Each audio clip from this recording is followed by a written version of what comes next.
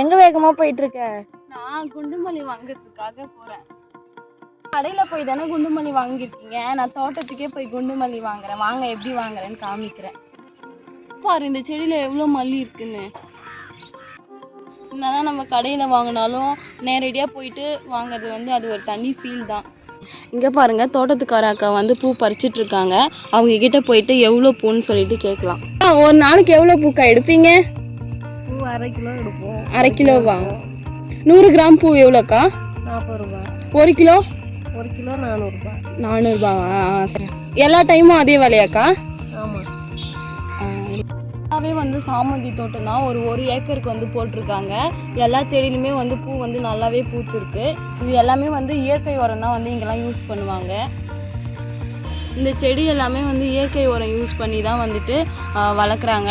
அதனால தான் பூ வந்து ஒரு மீடியம் சைஸில் இருக்குது. இதே நீங்கள் செயற்கை உரம் யூஸ் பண்ணிங்கன்னா இந்த பூவெலாம் வந்து ரொம்ப பெருசாக இருக்கும். நடுவில் வந்துட்டு கோழி கொண்ட பூ வந்து பூ போட்டிருக்காங்க. இது வந்து மாலையெல்லாம் வச்சு கட்டுருவாங்க. நீங்கள் பார்த்துருப்பீங்க பாருங்கள்.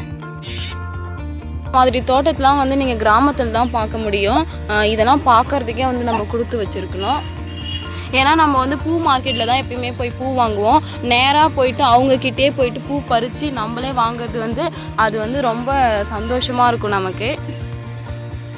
இங்கே பார்த்தீங்களா, ஆரஞ்சு கலர் சாமந்தி இருக்குது.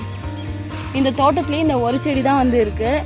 இதில் பாருங்கள் எவ்வளோ அழகாக பூ பூத்துருக்குன்னு. நம்ம இந்த ஒரு பூவை மட்டும் பறிச்சுக்கலாம். என்ன பண்ற? தோட்டக்கார அக்கா திட்ட போறாங்க. அதெல்லாம் ஒன்றும் திட்ட மாட்டாங்க, நம்ம தெரியாம தானே பறிக்கிறோம். இங்கே பார்த்தியா, இந்த பட்டாம்பூச்சி பூவில் தேன் எடுக்க வந்திருக்கு. ஏய், உனக்கு ஒரு சர்ப்ரைஸ் வச்சிருக்கேன் தெரியுமா? என்ன சர்ப்ரைஸ்? நீயே கெஸ் பண்ணி பார்க்கும். ஏதோ புதையல் கிடைச்சிருக்க என்ன? ஆசை தான், இல்லை வேற. தெரியலையே, நீயே சொல்லிடு. அதுவா, அந்த சர்ப்ரைஸ் உனக்கு இது வரைக்கும் யாருமே கொடுத்துருக்க மாட்டாங்க. காமி பார்ப்போம். இந்தா, பிடிச்சிருக்கா? நல்லாவே இல்லை. சும்மா தான் சொன்னேன், ரொம்ப அழகா இருக்கு, குடு நானே எடுத்துக்கிறேன். இந்த நீயே வச்சுக்கோ, உனக்காக தான், எல்லாமே உனக்காக தான். கோமாதா கொஞ்சம் நாங்க போகணும், வழிய விடு. உனக்கு பசிக்குதுன்னு சொன்னால அது கூட சேர்ந்து சாப்பிடுறியா? மாடெல்லாம் வந்து எனக்கு எப்பயுமே ரொம்ப பிடிக்கும். ஏன்னா அதோட சவுண்ட் வந்து ரொம்ப யூனிக்கா இருக்கும்.